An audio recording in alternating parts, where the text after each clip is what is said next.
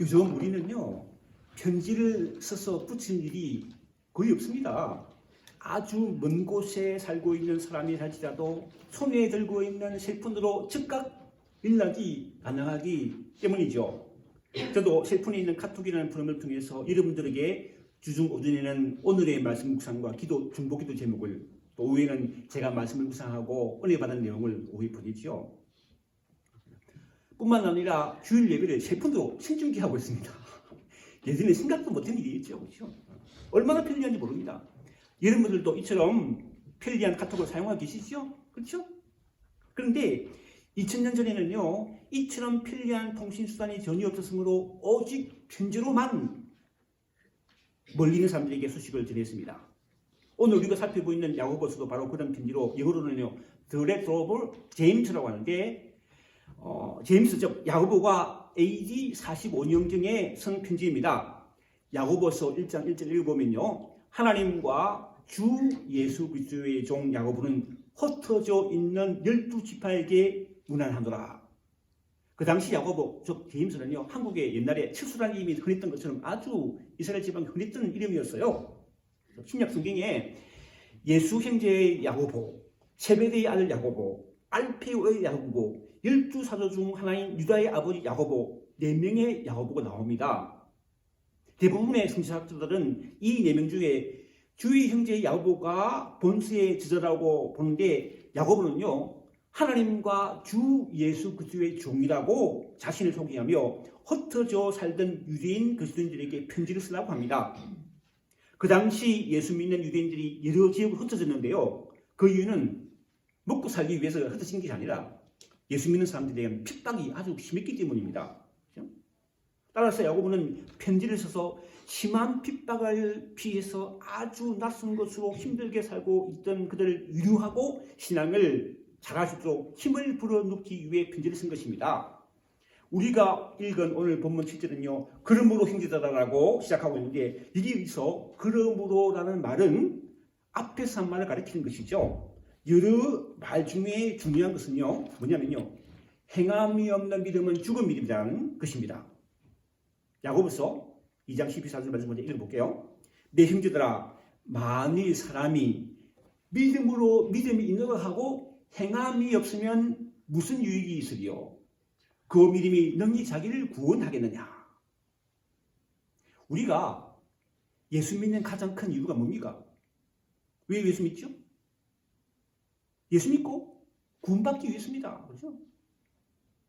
물론 예수 믿으면 물질의 복을 받고 또 누리지만 이 구원의 복과는 비교할 바가 아니죠. 그렇죠? 그렇습니다. 사도행전 16장에 보면 빌립보 감옥의 간수가 자신이 지키는 감옥에 갇혀있던 바울과 실라에게 선생님이요, 내가 어떻게 하여야 구원을 받으리까? 라고 절박하게 물을 때에 바울은 이렇게 전개합니다. 어떻게 전개하죠?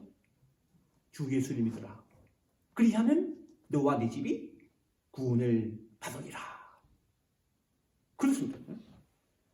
우리 모두는 우리가 지은 죄로 말미암아 예외 없이 지옥불에 떨어질 수밖에 없는 존재인데, 우리 죄를 대신하여 십자가에 못 박혀 죽으셨다가 3일 만에 다시 사신 주 예수를 믿을 때에 죄사함 받고 구원을 받는 것입니다. 그러니까 믿음이 없으면요, 우리는 구원받지 못한다는 거예요. 그런데 사도 야고보는요, 행함이 없는 믿음은 죽은 믿음이다 라고 합니다. 야고보서 2장 15절로 17절 말씀인데요, 만일 형제나 자매가 헐벗고 일용할 양식이 없는데 너희 중에 누구든지 그에게 이르되 평안히 가라, 덥게 하라, 배부르게 하라 하며 그 몸에 쓸 것을 주지 아니하면 무슨 유익이 있으리요? 이와 같이 행함이 없는 믿음은 그 자체가 죽은 것이다. 이처럼 행함이 없는 믿음으로는 우리는 구원받지 못하는 것입니다. 반면에 행함이 있는 믿음은요, 당연히 우리를 구원의 길로 인도하죠. 당연하죠. 야고보서 2장 21절로 22절이죠. 우리 조상 아브라함이 그의 아들 이삭을 제단에 바칠 때 행함으로 의롭다 하는 힘을 받은 것이 아니냐? 네가 보거니와 믿음이 그의 행함과 함께 일하고 행함으로 믿음이 온전하게 되느니라. 예전에 한국에 그 1960년, 70년대에요. 한국의 출산율이 60명에, 한 집 60명에 가까울 정도로 인구가 크게 늘어나면서 한국 정부는 강력한 산하 정책과 함께 아들, 딸 둘을 낳고 둘만 낳아 잘 기르자라는 캠페인을 벌였어요. 기억나시죠? 그죠? 이 시대 지금도 기억하실 것입니다. 그죠? 이스라엘 사람들도 아들이 가문을 잇는 것을 생각했기에 아들을 낳고 싶어 했지만 아브라함은요, 100세가 되었어야 비로소 아들 이삭을 낳았습니다. 100살이 되어 낳았다는 거예요. 그러니 그 아들이 여러분 생각해요. 얼마나 기죽했겠습니까? 그야말로 한국말로 막 금이야 오기가 길렀을 거예요. 아브라함의 아내 리브가도 마찬가지였습니다. 창세기 21장 5절로 7절 말씀 읽어보면요, 아브라함이 그의 아들 이삭이 그에게서 태어날 때에 100세라. 사라가 이르되 하나님이 나를 웃게 하시니 듣는 자가 다 나와 함께 웃을지로다. 또 이르되 사라가 자식을 젖먹이겠다고 누가 아브라함에게 말하였으리요? 말은 아브라함의 노기에 내가 아들을 낳았다 하니라. 너무 기쁘다는 거예요. 그런데요, 창세기 23장에 보면요, 여호와 하나님께서 아브라함에게 네 아들, 네 사랑하는 독자 이삭을 데리고 모리아 땅으로 가서 내가 내게 일러주는 한 산, 거기서 그를 번제로 드리라는 거예요. 번제를 태워서 제사로 드리라는 거예요. 만일 제가 아브라함이었다면 내가 무언가 잘못 들었다 하고 여기면서 하나님 말씀을 못 들은 척 했을 것 같아요. 아니 100세 때 낳은 아들 어떻게 된다는 말입니까? 그런데요, 아브라함은 달랐습니다.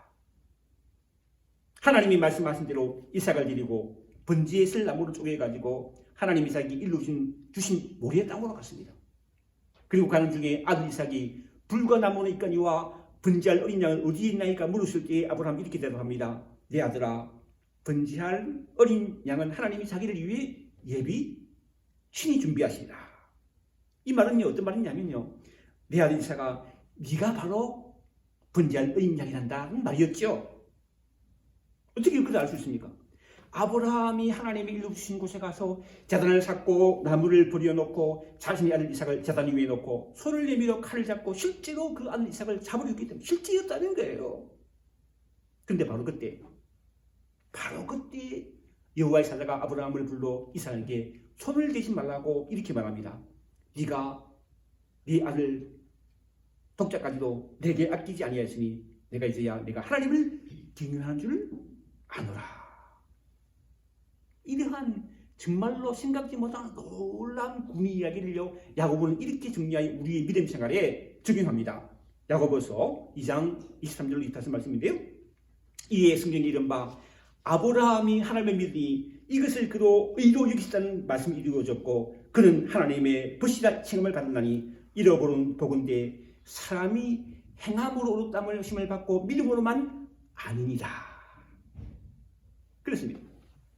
우리가 믿음으로 행할 때에 비로소 얻었담을 받고 구원을 받는 것입니다. 이러한 구원의 진리를 증거한 사도 야고보는 오늘 본문에서 우리에게 이렇게 권면합니다.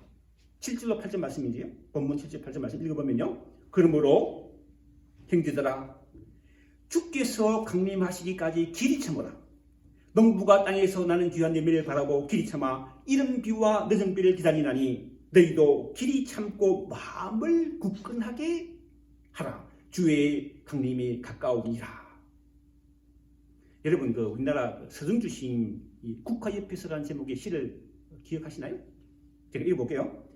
한 송이의 국화꽃을 피우기 위해 봄부터 석두채는 그렇게 울었나보다.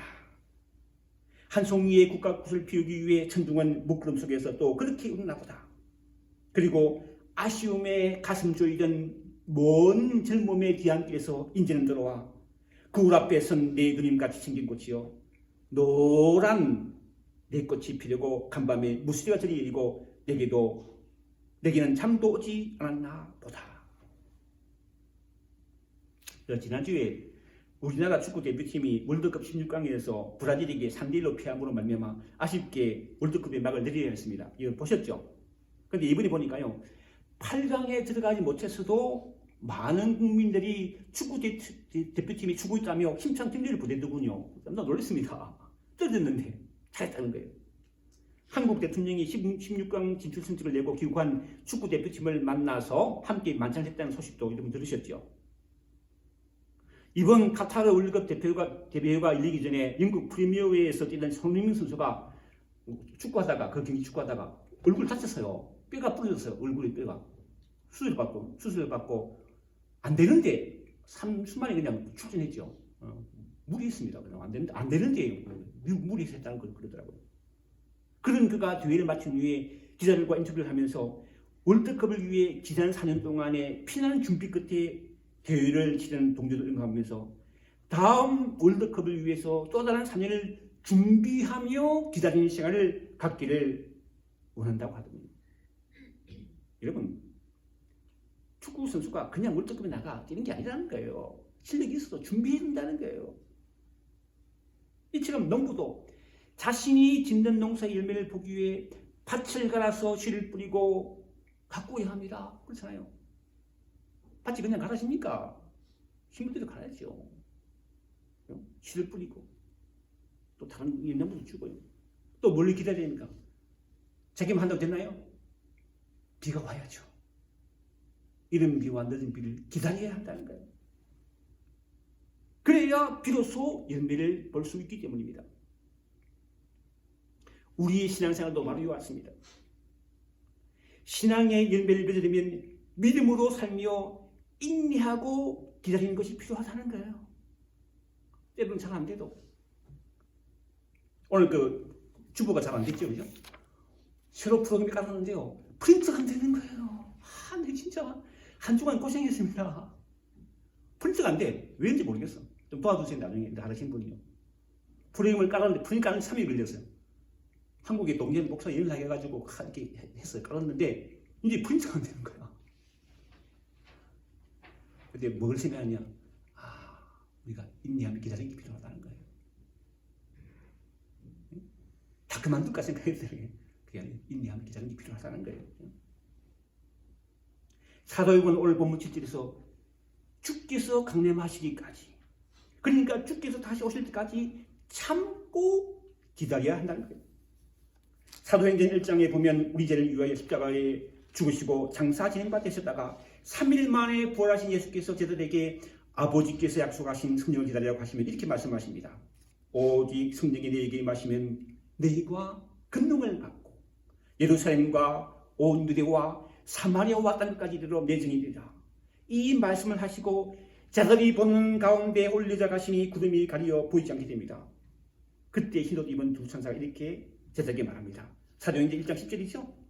갈릴리 사람들아, 어찌하여 서서 하늘을 쳐다보느냐? 너희 가운데서 하늘로 올리우신 이 예수는 하늘을 가심을 본 그대로 다시 오시리라. 이후로 제자들은요, 다시 오실 주님을 간절히 기다리며 믿음으로 살았습니다. 이처럼 지금 예수 믿는 우리들도 다시 오실 주님을 기다리며 살고 있는데, 사도 야고보는요, 인내하며 참고 마음을 굳세게 하라고 합니다. 왜요? 악한 마귀 세력들이 주님을 기다리는 우리의 신선한 믿음을 무너뜨리기 위해서 여러 가지 방법으로 우리를 위해 유혹하기 때문입니다. 뭐 잘 안 된다는 거예요. 이렇게 하게 한다는 거예요. 지난 8일자 미주 기독 일부를 보니까요, 요즘 미국에서 두 번째로 큰 개신교단인 UMC 감리교단 같은 경우에는요, 지난 수년간 동성결혼 축복과 동성애자 목사 안수문들을 둘러싸고 분열을 거듭했다고 하더군요. 감리교단에서는 공식적으로 동성애를 기독교의 가르침과 양립할 수 없다고 규정했지만, 교단 내 자유주의 진영들은요, 동성결혼을 축복하거나 비금욕적인 동성애자를 목사로 안수하는 등 교단 주체를 따르는 것을 거부해 오고 있다는 것입니다. 이러한 반기독교적인 세력들이 믿는 우리를 흔들며 위협하기 때문에 주의 강림에 갔다는 것을 마음에 새기고 사도 야고보의 권면처럼 길 참고 마음을 굳건해야 할 줄로 믿습니다. 이어지는 구절 말씀 보면요, 형제들아 서로 원망하지 말라. 그리하여 심판을 면하리라. 보라, 심판주가 문 밖에서 계십니다. 여기서 원망하다는 말이 헬라는요, 스테나 제트라고 하는데 신음마다 탄식하다라는 의미입니다. 그러니까 예수 믿는 우리 그리스도는요, 어떤 경우에라도 불평하고 탄식하지 말아야 한다. 감사하게 됐습니다. 요거 잘 아니 감사하게 됐잖아요. 내가 지금 예배 드리기 전에 감사해야 되겠다. 예배 드릴 수 있잖아. 이게 뭐예요? 이런 데 처음이에요. 처음이에요. 감사해야 된다 생각했다는 거예요. 현재에서는 이런 형제 여러분 심판을 받지 않으거든 서로 원망하지 마십시오. 분노했어요. 우리가 어떤 경우에도 서로 원망하지 말아야 하는 이유는 심판주이신 주께서 문 밖에서 계시기 때문입니다. 주님의 재림이 정말 가까웠기 때문이라는 것입니다. 2절 10절 말씀이죠. 읽어보면 형제들아 주의 이름으로 말하는 이 선자들을 고난과 오래 참음의 본으로 삼으라. 토마스 캠퍼스는요 평생 그리스도를 묵상하며 그리스도를 본받는 거룩한 삶을 살았던 삶이었습니다. 그보다 더 경건한 삶은 산 사람이 없다고 할 정도였는데 그는 평생 복음서에 나오는 예수님을 깊이 묵상했습니다. 그리고 빌립보서 2장 5절 말씀 너희 마음 안에 이 마음을 품으라 곧 그리스도 예수의 마음이라는 사도 바울의 군면을 따라 예수님의 마음을 품고 주님의 가르침대로 자기를 부인하고 자기 십자가를 지는 삶을 살았습니다. 그런 삶을 살았던 그가 이런 걸 남겼어요. 들어보세요. 오늘날 예수님께는 그분의 하나님 나라를 사랑하는 자는 많으나 그분의 십자가를 지고 가는 자는 적으며 위안을 구하는 자는 많으나 괴로움을 감수하는 자는 소수에 불과하다. 그분의 잔치에 동참하려는 자는 허다하나 금식에 함께할 자는 적다. 모든 이가 그분의 즐거움에 참여하고 싶어 하지만 그분을 위해 어떤 고난이도 기꺼이 받으려는 자는 드물다.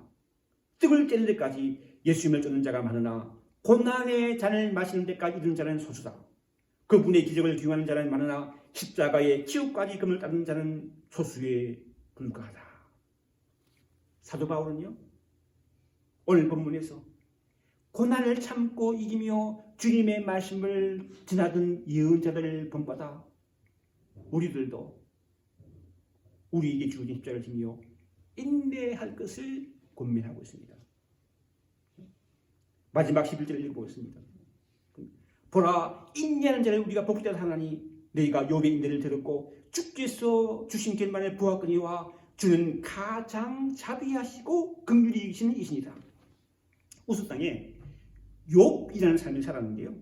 그는 온전하고 정직하여 하나님을 경외하며 악에서 떠난 자였습니다. 아들 7과 딸 3이 있었으며 당대에 아주 큰 부자였는데 여호와께서 사탄에게 이렇게 자랑하듯 말했어요. 욥기 1장 8절 말씀입니다. 여호와께서 사탄에게 이르되 네가 내 종 욥을 주의해 보았느냐. 그와 같이 온전하고 정직하여 하나님을 경외하며 악에서 떠난 자가 없느니라. 이 하나님 말씀의 사탄은요 하나님 욥이 이유 없이 한 말씀 믿겠습니까? 주님께서 욥을 축복하시기에 하나님을 경외하겠지 라고 반박합니다. 이 여호와께서 사탄에게 이렇게 말씀하십니다. 내가 그의 소유물을 다 내 손에 맡기노라. 다만 그의 몸에는 내 손을 대지 말라 말지니라. 이후에 욥은요 사탄 앞부터 너무나 많은 고난을 당합니다. 자녀와 재산을 몽땅 잃어버립니다. 그러나 욥은 불평하나 하나님을 원망하지 않고 자신의 겉옷을 찢고 머리털을 밀고 땅에 엎드려 예비하며 이렇게 고백합니다. 욥기 1장 20절 말씀이죠. 이르되 내가 모태에서 알몸으로 나왔사오니 또한 알몸이 그리로 돌아갈지라다. 주신 이도 여호와시요 그 주신 이도 여호와시니 여호와 이름이 찬송을 받을지니이다. 이러한 비립 고백 외에도요 고백이 하면 시험이 없어져야 되는데 계속돼요. 고백하고 있는데 심지어는 그의 친한 친구들이 엘리바스와 빌더가 소발이 그를 찾아와 조롱하여도 욥은 인내하며 자신의 신앙을 굳게 지킵니다. 그리고 그의 말년에 여호와 하나님으로부터 이전보다 배의 복을 받습니다. 사랑하는 성도 여러분, 저와 여러분들이 이러한 욥을 본받아 힘들고 어려운 일이 있어도 시련 가운데서도 인내함으로 하나님의 복을 받는 우리 모두가 되기를 바랍니다. 마태복음 5장에 보면요 예수님께서 무리를 보시고 산에 올라가던지 제자들이 나올 때에 심령이 가는 자는 복이 있나니 천국이 그들일 것이며 라고 시작하는 8복의 말씀을 증거하시는데 마지막 1째 복을 이렇게 선포합니다. 의를 위하여 박해를 받는 자는 복이 있나니 천국이 그들일 것이며 나로 말미암아 너희를 욕하고 박해하고 거짓으로 너희를 거슬려 모든 악한 말을 할 때에는 너희에게 복이 있나니 기뻐하고 즐거워하라. 하늘에서의 상이 큽니다. 너희 전에 있던 선자들도 이와 같이 박해하느니라. 사랑하는 성도 여러분, 우리가 믿는 주님은요, 가장 자비하시고 우리를 긍휼히 불쌍히 여기시는 분임을 믿고 주님께서 오시기까지 길이 참고 인내하심으로, 믿음을 인내하심으로 주님께서 약속하신 하늘의 상을 받는 저와 여러분 모두가 되기를 주님으로 축원합니다. 기도하겠습니다. 사랑하는 주님, 우리 인생 가운데 힘들고 어려움이 있다 할지라도 주는 가장 자비하시고 우리를 긍휼히 여기시는 분임을 믿고 어떤 고난 가운데서도 인내하며 다시 오실 주님을 바라보며 오직 믿음으로 살게 하여 주옵소서. 예수님의 이름으로 기도함나이다.